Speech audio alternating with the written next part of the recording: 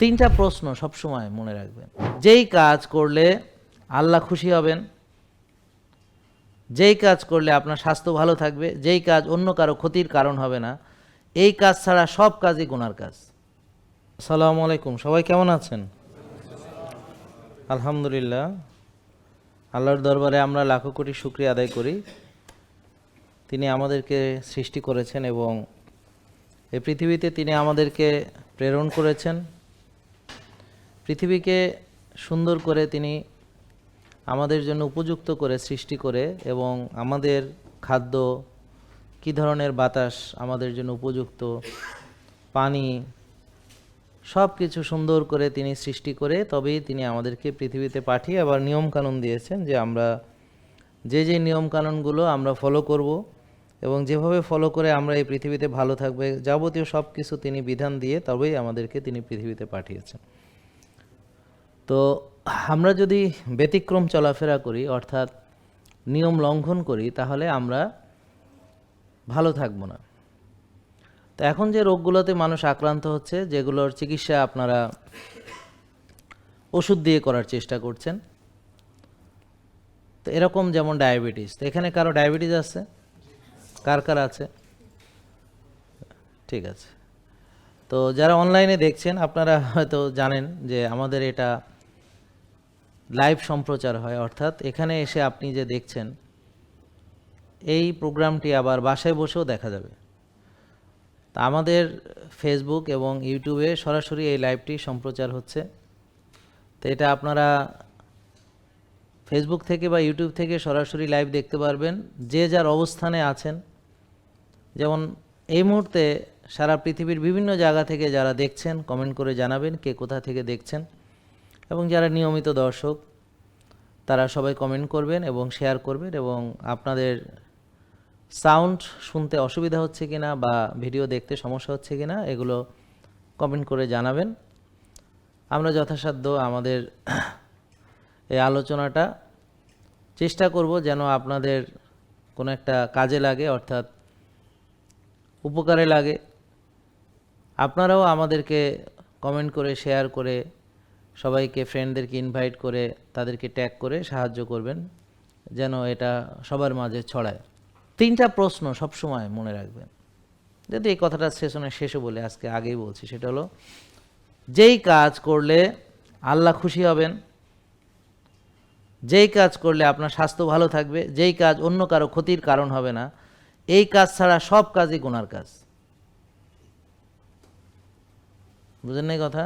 সবই গুনার কাজ। কি গুনাহ? যে একটা হলো নিজেকে ধ্বংস করা, ওটা আল্লাহর হুকুমে নাই। আর একটা হলো আল্লাহর কথা অমান্য করে আল্লাহকে অসন্তুষ্ট করা, সেটাও আল্লাহর হুকুমে নাই। আর অন্যের হক নষ্ট করাও আল্লাহর হুকুমে নাই। তো এই তিনটা প্রশ্ন করবেন যে কোনো কাজ করার সময়। এর বাইরে যাই করবেন সব আপনার, এখন কোনো কাজ সময় নষ্ট হচ্ছে অযথা, কোনো সেটা দুনিয়া আখেরাত কোনো কাজেই লাগতেছে না, সময় নষ্ট হচ্ছে। একটা হলো দুনিয়ার আপনি একটা কাজ করতেছেন, সেটা দিয়ে আপনি আয় রোজগার করতেছেন, সেটার অবশ্যই দরকার আছে, কারণ টাকা না থাকলে এরকম প্রতিষ্ঠান চালানো যাবে না। আজকে আমাদের প্রতিষ্ঠান আছে বলে আপনাদের ফ্রি সেবা দিতে পারতেছি, না থাকলে ফ্রি সেবা আপনি পাইতেন না। আপনি বিনামূল্যে ডাক্তার দেখাইতেছেন, আমার সেশন শুনতেছেন ফ্রি অফ কস্ট, তারপরে পুষ্টিবিদকে দেখাবেন বিনামূল্যে, তারপরে এখানে জিমের পরামর্শ শিখাবে বিনামূল্যে। তো এই সেবা আপনি পাবেন না যদি প্রতিষ্ঠান না থাকে। এই সেবাগুলো আপনি কিভাবে পাবেন? আমাদেরকে তো সরকার টাকা দেয় না, বরং উল্টা টাকা নিয়ে নেয়, প্লাস আরও জরিমানা করে, আরও মনে করেন অন্যান্য লোকজন পাঠায় আমাদেরকে বিপদে ফেলানোর জন্য। তারা তাদের যতগুলো প্রতিষ্ঠান আছে সেগুলো আমাদের বিপদে ফেলানোর জন্য তারা ব্যবহার করে। কিন্তু আমরা যে লাখ লাখ মানুষকে বিনামূল্যে সেবা দিলাম এবং লক্ষ লক্ষ লোক ওষুধ মুক্ত হলো, এই জন্য তো রাষ্ট্রীয় মর্যাদা এবং পুরস্কার দেওয়ার কথা। তো সেটা না করে রাষ্ট্রযন্ত্রকে ব্যবহার করে আমাদেরকে যেন আমরা এই কাজ না করতে পারি। কেন? কারণ তাদেরকে উস্কানি দেয়া হলো, মানে যারা পছন্দ করে যে আপনারা রুগী থাকেন, যারা পছন্দ করে আপনারা ওষুধ খান, যারা পছন্দ করে আপনারা সুস্থ না হয়ে রুগীই থাকেন, সারা জীবন খালি ওষুধ খান আর ডাক্তার দেখান আর অপারেশন করেন, সেটাই বিজনেস। কিন্তু একটা রুগী সুস্থ থাকলে, একটা লোক যদি সুস্থ হয়ে যায় সে তো রুগী থাকে না। তো রুগী না থাকলে সে তো ওষুধও খাবে না, ডাক্তারও দেখাবে না, অপারেশনও করবে না, হ্যাঁ, তার তো মনে করেন কোনো খরচ নেই। আমরা যদি নিজেকে নিজে ধ্বংস করি, কেউ আছে রক্ষা করবে? তা এখন কি হলো যে একটা লোক সে নিজে নিজে একটা সমস্যা বানাইয়া ডাক্তারে বলে, স্যার আমারে ভালো করে দেন, তো স্যারে কেমনে ভালো করে দেব? তো স্যারে ওষুধ দিব, তো ওষুধ খেয়ে খেয়ে কী হবো দেখেন না আপনারা। তো বলেন যে একটা লোক 20 বছর ধরে ওষুধ খায়, তার এই যে ওষুধের পার্শ্ব প্রতিক্রিয়া আছে কিনা সেটা বলেন।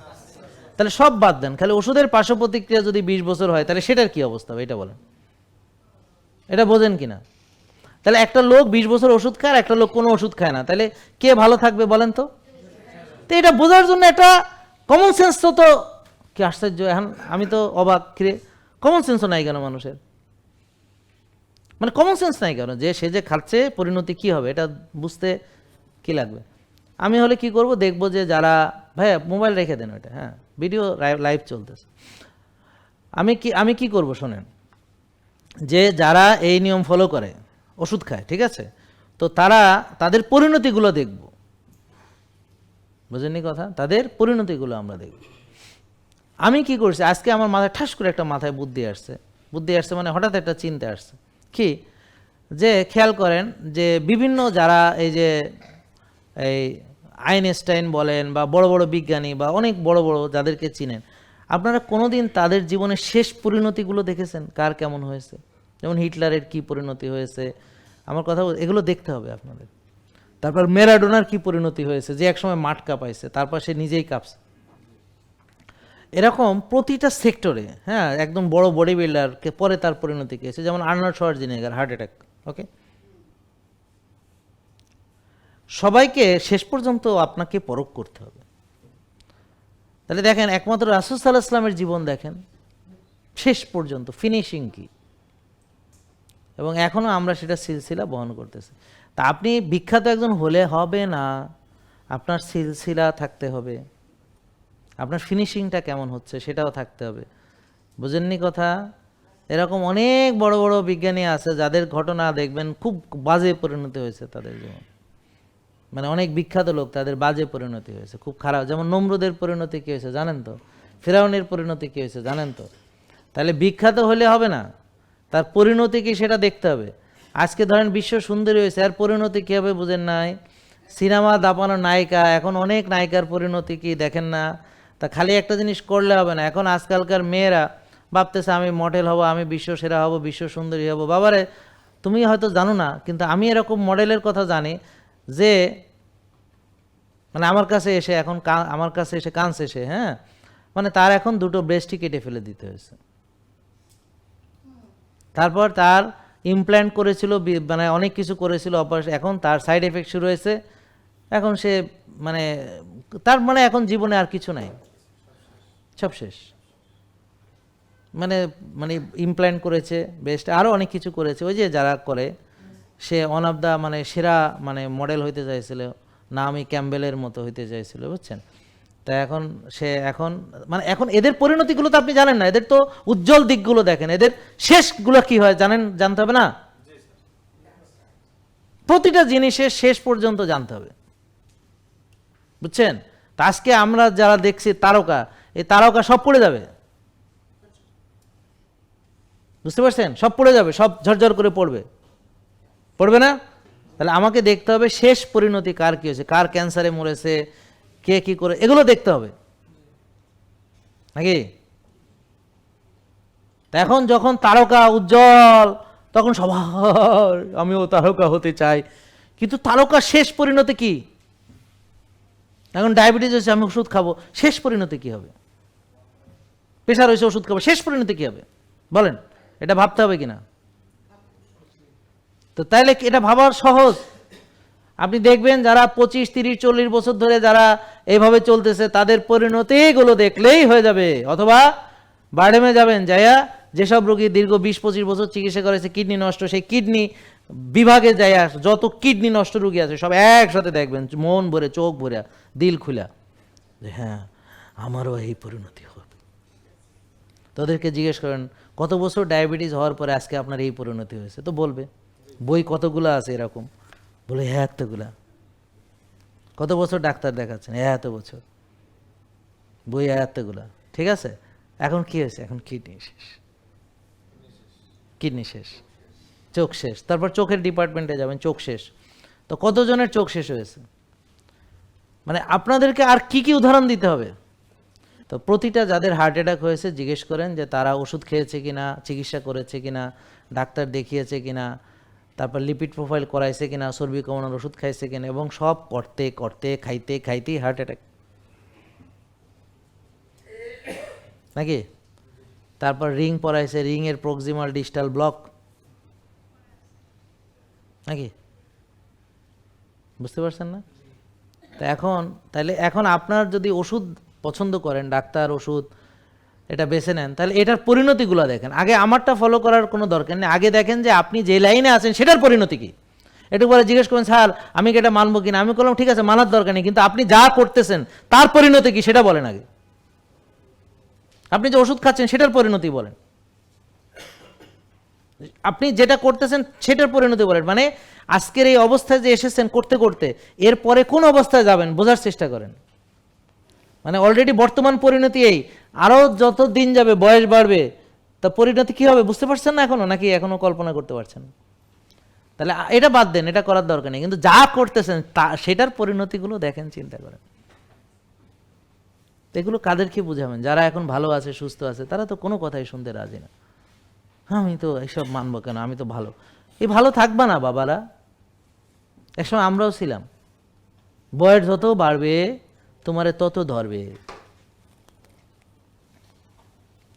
তখন আফসোস করবা, আরে আগে কেন মানি নাই রে, আরে ক্যান্সার হওয়ার আগে কেন মানি নাই রে, আরে চোখ ঠিক থাকতে কেন মানি নাই রে, আরে ভালো ছিলাম যে তখন করি নাই কেন রে, আরে আরে আরে করতে করতে শেষ, তখন আর কিছু করার থাকবে না, আরে আরে করতে হবে। কিন্তু এই আফসোস করতেই হবে। এখন আপনারা হয়তো কেউ কেউ করছেন, তা আপনাদের জায়গায় নতুন কেউ আসবে, আবার আপনারা চলে যাবেন, আর একজন আসবে, এইভাবে চলতে থাকবে। আফসোস পার্টি সবসময় থাকবে। কিন্তু পৃথিবীতে আফসোস করলেও অসুবিধা নেই যদি আখেরাতে সফল হন, কিন্তু যখন আখেরাতে আফসোস করবেন যে আল্লাহ পৃথিবীতে আবার পাঠাও, তো সেটা তো আর আল্লাহ পূরণ করবেন না। তখন কি করবেন? তখন তো আর পৃথিবীতে আসতেও পারবেন না, তখন জাহান্নাম থেকে বেরোতেও পারবেন না, মরেও যেতে পারবেন না, আর শাস্তি আল্লাহ কমাও দেবেন না, প্রতিদিন শাস্তি বাড়বে, আর এটা শেষ হবে কোনো দিনই হবে না শেষ, মানে অনন্তকাল চলবে, এটা কোনো দিন শেষ হবে না। তাহলে এটার কোনো শেষ নাই, অনন্তকাল শাস্তি আর শাস্তি, মৃত্যুও নাই, পালাতেও পারবেন না, শাস্তি কমেও যাবে না, শাস্তি সহ্যও হয়ে যাবে না কখনো, ক্রমান্বয়ে শাস্তি বর্ধন করা হবে যেন এটা তার। কারণ কি, একটা ব্যথা অনেক দিন থাকলে একটা সহ্যের মধ্যে চলে আসে, সে ব্যথাটা মেনে নিয়েই চলে, ব্যথাটা তার সহ্য করে নিয়েছে। এটা একটা অ্যাডাপটিভ ব্যাপার আছে হ্যাঁ পৃথিবীতে, বা সেন্সিটাইজেশন হয়, হ্যাঁ সেন্সিটিভিটি হয়ে যায়। তা এখন আখেরাতে এরকম না। কীরকম? যেমন ধরেন বিরিয়ানি ডেলি খাইলে আপনার ভালো লাগবে, কিন্তু জান্নাতের বিরিয়ানি এমন হবে না। আশা করি জান্নাতে বিরিয়ানি পাওয়া যাবে ইনশাল্লাহ। যে আমরা যে স্যাক্রিফাইস করছি এখন খাচ্ছি না, তো যারা পৃথিবীতে মদ খাবে না তারা জান্নাতে শরাব পান করবে, আর পৃথিবীতে খেলে জান্নাতে পাবে না, তাই তো? হ্যাঁ। তা এখন এই যে আপনারা কষ্ট করে এত খাবার, তাও একটু নিজেকে সংবরণ করছেন, আশা করি জান্নাতে ইচ্ছা মতো খাইবেন, ডায়াবেটিস হবে না ওখানে, হ্যাঁ ওখানে প্রেশার হবে না, কিচ্ছু। কারণ ওখানে তো আল্লাহর নিয়ম না যে এতটুকু খাইতে হবে, খাও যা খুশি, পানাহার করো, বুঝেন নাই? 4টা বিয়া না, ওখানে তোমার হুরপুরি আছে অনেকগুলো, আরও লাগলে আল্লাহ বানিয়ে দিবে, কোনো অসুবিধা নেই, ঠিক আছে? তো ওখানে আনলিমিটেড। কিন্তু পৃথিবীতে যদি আপনি ওই যে লিমিটেড থাকেন তাইলে ওখানে আনলিমিটেড, আর পৃথিবীতে যদি সীমালঙ্ঘনকারীর অন্তর্ভুক্ত হন তাইলে ওখানে একমাত্র আগুন ছাড়া আর কিছু খাইতে পারবেন না। জাক্কুম ফল দিবে খিদা লাগলে, তারপরে জাক্কুম গিলতে গেলে তো সব শেষ, তারপরে পিপাসায় অবস্থা খারাপ, তো দেবে পানি হলো পুজ, গলিত পুজ দেওয়া হবে, এবং এখান থেকে বেরোনোর কোনো উপায় নেই। তাহলে আমরা চলেন নিজেকে পরিবর্তন করি সময় থাকতে। তো এখন আসেন উচ্চ রক্তচাপ। তাহলে ডায়াবেটিস মানে হলো কোষীয় ওভারলোড। এখন উচ্চ রক্তচাপ কেন হয়? তো কোষীয় ওভারলোড হলে ইনসুলিন কাজ করতে পারে না, কারণ ইনসুলিনের কাজ রক্তের চিনি কোষে ঢুকানো। তো এখন রক্তের চিনিও ধীরে ধীরে বাড়তে থাকে, ইনসুলিনও বডি বাড়ায় তৈরি করে যে এই চিনি তো ঢুকাইতে হবে যেমন হোক। তা দেখা গেল তার ইনসুলিন এবং সুগার দুটোই বেশি থাকে। এখানে হাইপার গ্লাইসেমিয়া এবং হাইপার ইনসুলিনিমিয়া, মানে গ্লুকোজও বেশি ইনসুলিনও বেশি, বুঝতে বাড়তে থাকে। তো এখন অতিরিক্ত ইনসুলিন এবং অতিরিক্ত গ্লুকোজ অতিরিক্ত লবণ ধরে রাখে, লবণ পানি ধরে রাখে, ব্লাডের ভলিউম বাড়ে, প্রেশার বাড়ে, রক্তনালীতে চর্বি জমে যায়, তো রক্ত থাকার জায়গা কমে যায়, আর টেনশনে রক্তনালী সংকুচিত হয়। তাহলে উচ্চ রক্তচাপের মূল তিনটি কারণ কি কি? উচ্চ রক্তচাপের জন্য টেনশন, রাত জাগা, দুশ্চিন্তা, স্ট্রেস, রাগ হয়ে গেছে, ক্ষিপ্পে গেছে, এগুলা। হ্যাঁ, ক্লিয়ার? 2 হলো ইনসুলিন বেশি, সুগার বেশি, তো লবণ বেশি, ব্লাডের ভলিউম বেশি। 3 রক্তনালী ব্লক হয়ে আছে বা রক্তনালীতে রক্ত থাকার জায়গা কম আছে। বোঝা গেল? এছাড়াও আরও আছে, যেমন যারা স্মোকিং করে তো রক্তনালী সঠিকভাবে প্রসারিত হতে পারে না, নাইট্রিক অক্সাইড প্রোডাকশন কমে যায়, বয়সের সঙ্গে সঙ্গে রক্তনালীর প্রসারণ এবং এর ক্ষমতা যেটা এটা কমে যায়, সংকোচন প্রসারণের ক্ষমতা কমে যায়, তখন এগুলো একদম স্টিফ হয়ে যায়। দেখবেন অনেক যাদের 100 বছর বয়স, দেখবেন ইয়েগুলা হাতের যে ভেইনগুলো আছে একদম মনে হয় রডের মতো, মানে এরকম তারের মতো, গুনার মতো, দেখছেন না? কেন? কারণ রক্তে বয়সের সাথে সাথে এটার কোমলতা চলে যায়, এটা এখন তখন একদম স্টিফ হয়ে যায়, বুঝলেন? এই জন্যে বয়সে একটা কারণ। তো এখন যে যত কোমল রাখতে পারবে তার ত্বক এবং তার নমনীয় রাখতে পারবে রক্তনালী, সে ততদিন বার্ধক্যে পৌঁছাচ্ছে না, বয়স যাই হোক না কেন। আর যে অল্প বয়সেই ব্লক বানায় সে অল্প বয়সে বুড়া। বুঝতে পারছেন? তা এখন আপনারা উচ্চ রক্তচাপের চিকিৎসা ওষুধ দিয়ে করতেছেন, কিন্তু উচ্চ রক্তচাপের চিকিৎসা হলো ব্লাড ভলিউম কমানোর জন্যে সুগার নর্মাল রাখতে হবে 5-6, ইনসুলিন 4-5, ঠিক আছে? আর হলো রক্তনালী ক্লিন রাখতে হবে, আর মানসিক প্রশান্তি এবং ভালো ঘুম এগুলো চর্চা করতে হবে, ঠিক আছে নাকি? এটা দিয়ে হচ্ছে প্রেশার। আমাদের যত রুগীর প্রেশার ওষুধ ছেড়েছে তারা এই নিয়ম মেনে ছেড়েছে, কিন্তু কেউ হয়তো টেনশনে বেড়ে যায়, কারো হয়তো বয়স বেশি কারণে হয়তো পুরোপুরি নর্মাল হচ্ছে না, কারো হয়তো রক্তনালীতে ক্যালসিফাইড হয়ে গেছে যার কারণে ওটা ভালো হচ্ছে না। তো এই জন্যে কারো হয়তো সামান্য ওষুধ লাগে, কারো লাগে না, এক একজন এক এক রকম। এটা যে যত ভালো মানতে পারে আর যার কন্ডিশন যত ভালো সে, আর যে মনে করেন নতুন সেটা একদম 100% ভালো হবে ইনশাল্লাহ, আর যারা ইয়াং তারা 100% ভালো হবে ইনশাল্লাহ। কিন্তু যাদের বহুদিন ধরে ওষুধ খেয়েছে, বহুদিন সিগারেট খেয়েছে, বহুদিন মদ্যপান করেছে, ড্রাগ অ্যাডিকশন ছিল অনেক দিন, মানে অনেক দিন ধরে অনিয়ম করেছে, বা অনেক রকমের ওষুধ খেয়েছে অনেক দিন ধরে, তো যত বেশি ইনজুরি হয়েছে, যার যত দিন গিয়েছে, বা বয়সও একটা কারণ, তো তাদের কারো পুরোপুরি হয়তো রিভার্স নাও করতে পারে, কারণ ওই যে বললাম আঙ্গুল কেটে ফেললে আর যতই লাইফস্টাইল মানেন এটা আর গজাবে না। দাঁত এখন যেটা আছে একটা তো পড়ে যে আর একটা উঠছে, এখন যেটা আছে পড়লে ওটা আর কোনো দিন গজাবে না, আপনি যত লাইফস্টাইল মানেন না কেন, কোনো দিন এটা আর গজাবে না, নাকি মনে থাকবে? তাহলে উচ্চ রক্তচাপের মূল কারণ জানলাম।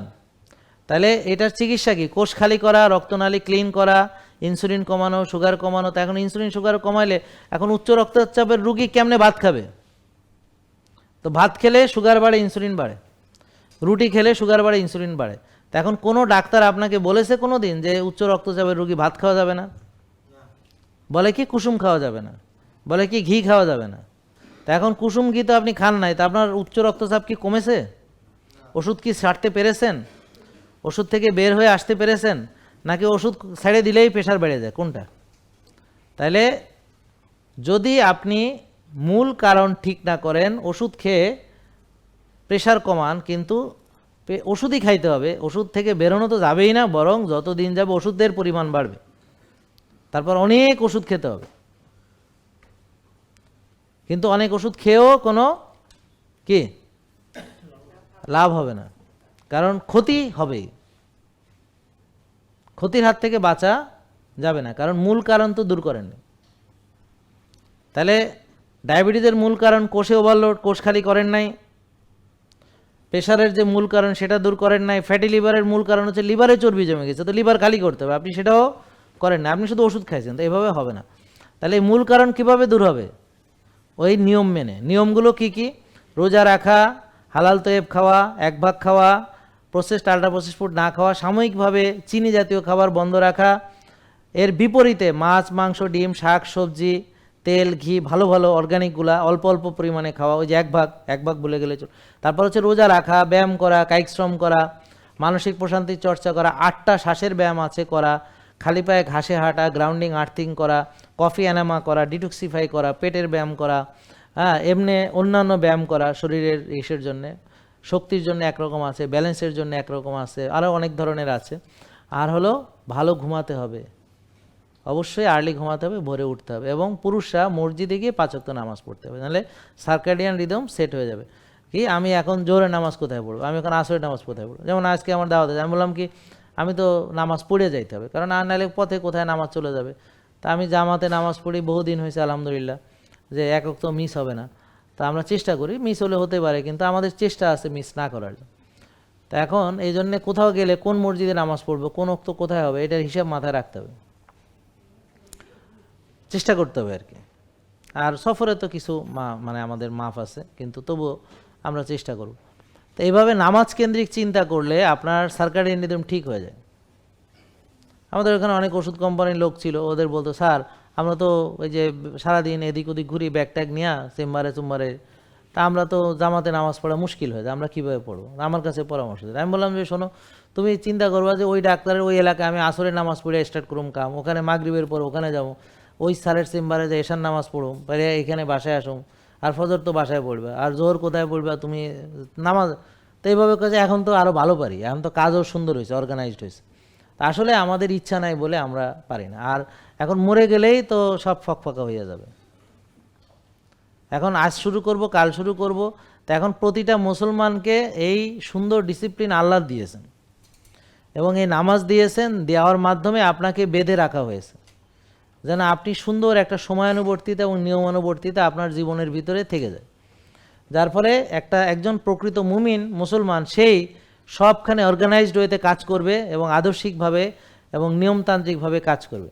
তো এই জন্যে এই ধরনের যারা চলবে তাদেরকে যে কোনো কোম্পানি সবার আগে তাকে হায়ার করতে চাইবে, যে এই লোকটা আমার দরকার, এ সৎ, এ আদর্শবান, এ নীতিবান, এর নিয়মতান্ত্রিকতা, হ্যাঁ, এর ডিসিপ্লিন আমাকে মুগ্ধ করেছে, এর সময়ানুবর্তিতা আমাকে মুগ্ধ করেছে।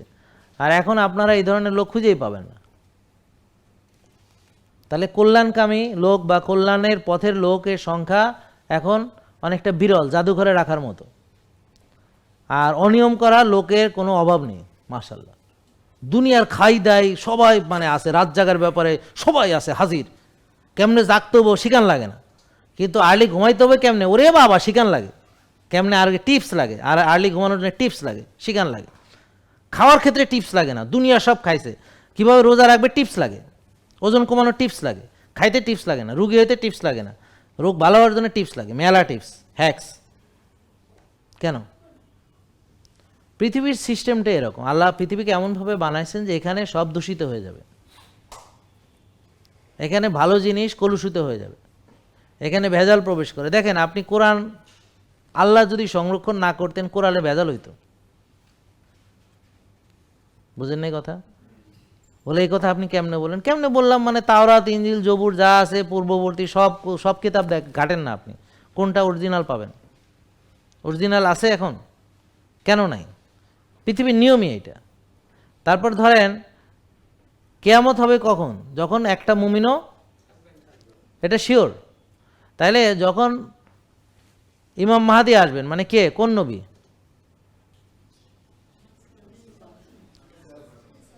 কোন নবী আসবে? হ্যাঁ, তো ঈসা আলাইহিস সালাম আছেন না এখনো জীবিত? উনি কোথায় আছেন? আবার আল্লাহ ওনাকে নামাবেন, ঠিক আছে? তো তখন দুনিয়া কেমন হবে জানেন? যে একটা কাফেরও থাকবে না, জানেন? তখন সবাই থাকবে ইমানদার, এবং এমনভাবে রাষ্ট্র পরিচালনা হবে যে জাকাত দেওয়ার লোক খুঁজে পাওয়া যাবে না, কারণ কোনো আর গরিব থাকবে না, কেউ চুরিও করবে না, কেউ কিছু করবে না। তখন মোবাইল ফোন যদি থাকে কেউ নেবে না, এমনি ফালায় তুলেও কেউ নেবে না, আরও খুঁজে মালিকরে দিয়ে আসবে। তো তখন মনে হয় মোবাইল টোবাইল থাকবে না, ঘোড়া টোড়া নিয়ে বলে যুদ্ধ হবে শুনেছি। তো যাই হোক, তার মানে বুঝছেন যে এই যে পারমাণবিক অস্ত্র যা বানাইছে এগুলো মাইরে দেবে কেউ না কেউ, হ্যাঁ সব চলে যাবে, এই নেটওয়ার্ক ফেটওয়ার্ক সব কিছু থাকবে না। তো জঙ্গলে ফঙ্গলে কিছু বাঁচবে টাচবে, ওদের আবার নতুন করে আসবে। তো এখন তাহলে এই যে এত ইমানদার, তারপর কি হবে? কিয়ামত কখন হবে? যখন, তাহলে এরা নাই হয়ে যাবে কেন? তার মানে পৃথিবীর সিস্টেম কি? যে কোনো পিওর জিনিসই কলুষিত হবে এই পৃথিবীতে, মানে সময়ের সঙ্গে সঙ্গে সব কলুষিত হবে, সময়ের সঙ্গে সঙ্গে সব ভালো জিনিসে ভেজাল ঢুকবে, বুঝছেন? যেমন হজরত ইব্রাহিম আলাইহিস সালামের দিনের ভেজাল হইয়া আরবে যখন রাসূল সাল্লাল্লাহু আলাইহি ওয়াসাল্লাম জাহেলি যুগ পাইছে, সেটা ইব্রাহিম আলাইহিস সালামেরই ডিসেন্ডেন্ট। তারা সবাই ইব্রাহিম আলাইহিস সালামকে চিনত, আল্লাহকেও জানতো, কাবা সম্পর্কে জানতো, তারা তাওয়াফ করতো, তবে উলঙ্গ হইয়া তালি মারতো। শীষ বাজাইতো নাকি, জানেন না? নাচতো, কিন্তু তওয়াফ করতো নাকি? তাহলে বিকৃতটা আসলো কীভাবে? ইব্রাহিম আলাইহিস সালামকে এটা শিখাই দিয়ে গেছিলেন? তাহলে বিকৃত হয়ে ওখানে 360টা মূর্তি ঢুকে নেই, তারপরে তার বিকৃতি ঘটে নাই। তা পৃথিবীতে বিকৃতি ঘটাটাই স্বাভাবিক নেচার, পৃথিবীর ধর্মই এটা। তো এই জন্যে যে কোনো পিওর জিনিসই বিকৃতি আসবে, বুঝতে পারছেন? তো এই কারণে কি বোঝাতে যাচ্ছে যে আপনার ভালো অভ্যাস থাকবে না ভাই, খারাপটা চলে আসবে, বুঝতে পারছেন? যদি ভালো অভ্যাস থাকতো তাহলে সবাই নিয়মে চলতো, সবাই জানে ব্যায়াম ভালো, সবাই জানে নিয়ম ভালো, সবাই জানে ঘুম ভালো, বেশি খাওয়া ভালো না এটা জানে না, একটা ছোটো বাচ্চাও বুঝে এটা, প্রসেসড আল্ট্রা প্রসেসড ফুড খাওয়া না এটা এখন সবাই জানে, হ্যাঁ। তারপরে নিয়মানুবর্তিতা ভালো এটা সবাই জানে, বুঝতে পারছেন? এটা সবাই জানে না বলেন? সোর্স জানে না চুরি করা অপরাধ, নাকি জানে তো নাকি? যারা মসজিদ থেকে জুতা নেয় ওরা জানে না যে এটা অপরাধ? তারপর ওই জুতা যারা কেনে ওরা জানে না চুরি করা জিনিস কেনা অপরাধ, জানে কি না? তো যাই না, এখন চোর এসতে বড় চোর হইলো ওই জুতা যারা কেনে, কারণ ওরা যদি না কিনতো জুতাটা তাহলে চোরে চুরিও করতো না, কারণ চুরি করে লাভ কি, কেউ তো কিনবে না, চোরাই জিনিস কিনবে না, বুঝতে পারছেন? তাই জন্য সবচেয়ে বড় ধ্বংস হলো এরা। এখন আপনি যদি বলেন হ্যাঁ আমাকে আমার এই করছে সেই করছে, আসলে আমি বলবো আসলে আপনি নিজের দিকে আগে তাকান, আয়নায় নিজের চেহারাটা দেখেন, যে আপনারা ডাক্তাররা কি করছে তার আগে আপনি নিজের কি করছেন সেটা বলেন আগে। আপনি নিজেকে কি করছেন সেটা বলেন, আয়নায় নিজের চেহারা দেখেন, যে নিজেকে কতটুকু সময় দিচ্ছেন, কতটুকু যত্ন নিছেন, কতটা নিজেকে গুরুত্ব দিছেন, কতটা স্বাস্থ্যে খাবারে কতটা গুরুত্ব দিছেন, কতটা নিয়মতান্ত্রিক জীবনযাপনে গুরুত্ব দিছেন, আপনি নিজেই চিন্তা করেন। এখন দেননি কেন, তার উত্তর হলো, যদি আমরা গড়পড়তে একটা উত্তর দিই, এটা হলো কেউ দেয় না এই জন্য আমি দেই নাই। বলেন, কেউ দেয় না আমি দেই নাই, মানে আমি অন্য সবার মতো। তো সমাজে সবাই মানে ওই বান্দরের মতো অনুকরণ প্রিয়, তো সবাই যা দেখে হ্যাঁও তাই করে, সবাই যেমনে নাচে এমনে নাচে, হ্যাঁ সবাই রাত জাগে হ্যাঁও রাত জাগে, সবাই দেরি করে ওঠে হ্যাঁও দেরি করে ওঠে, হ্যাঁ সকালে মসজিদে মাত্র কিছু 2-4টা লোক যায়, মানে 1-1.5-2 আড়াই কাতার হয়, আর বাকিরা কেউ যায় না, তো সে সবার দলে আছে, সে সংখ্যাগরিষ্ঠ। তা এখন রুগীরা এখন সংখ্যাগরিষ্ঠ, ডায়াবেটিস এখন সংখ্যাগরিষ্ঠ, তাহলে সবার ঘরে ফার্মেসি আছে কি নাই, ওষুধ ভর্তি কিনা সবার ঘরে, কে খায়, তার মানে সব ঘরেই রুগী, তাহলে রুগীর সংখ্যা মাশাল্লাহ মাশাল্লাহ। এখন কেন, কারণ ওই যে সব ফলোয়ার, আল্লাহর ফলোয়ার না, না কার ফলোয়ার, হ্যাঁ। তো ইবলিসকে ফলো করলে কি হবে, পৃথিবীতে যা হওয়ার তো হচ্ছে আপনারা টের পাইতেছেন, আর আখেরাতে আরো বড়টা বকে বসে আছে। তাহলে ইবলিস হলো কিছু না, জাস্ট আপনি ইবলিসকে চেনার জন্য আল্লাহ যা নিষেধ করেছে সেটাই ইবলিস, সিম্পল, অ্যাজ সিম্পল। ধরেন একটা মনে চিন্তা এসেছে, সেটা ওই চিন্তা নিয়ে আপনি চিন্তা করুন, এই চিন্তাটা যে আসলো এই কাজটা যদি করি এটা কি আল্লাহ খুশি হবে, না। এটা কি আমার স্বাস্থ্যের জন্য ভালো হবে, না। এটা কি মানুষের ক্ষতি হবে, হ্যাঁ হতেও পারে বা নাও হতে পারে সেটা, কিন্তু এই দুটো উত্তর যখন না পাইলেন বা এটা তাহলে বুঝবেন যে এটা ইবলিস। বা যে কোনো তিনটার যে কোনো একটা উত্তর যদি না হয়, যে আল্লাহ পছন্দ করবে কিনা, না, অথবা অন্যের ক্ষতি হবে কিনা, হতে পারে, হ্যাঁ, অথবা আমার মনে করেন যে স্বাস্থ্যের জন্য ক্ষতি হবে কিনা। তো এইভাবে আপনি চিন্তা করেন, চিন্তা করে যে এই প্রশ্ন তিনটা সবসময় ভাববেন, তো এই তিনটা প্রশ্নের ভিতরে ইবলিসকে খুঁজে পাওয়া যাবে সহজ হিসাব। যদি দেখা যায় চিন্তাটা এমন যে মানে স্বাস্থ্যের ক্ষতি হবে না কিন্তু আল্লাহ খুশি হবে, তাইলে বুঝবেন এটা ইবলিস। আর যদি তিনটা উত্তর হয় যে হ্যাঁ মানুষেরও ক্ষতি হবে, স্বাস্থ্যেরও ক্ষতি হবে, আল্লাহ অসন্তুষ্ট হবেন, তাহলে তো মনে করলেন যে এটা মহা ইবলিস, ইবলিস to the power 3। JK lifestyle, ওষুধ মুক্ত সুস্থ জীবন।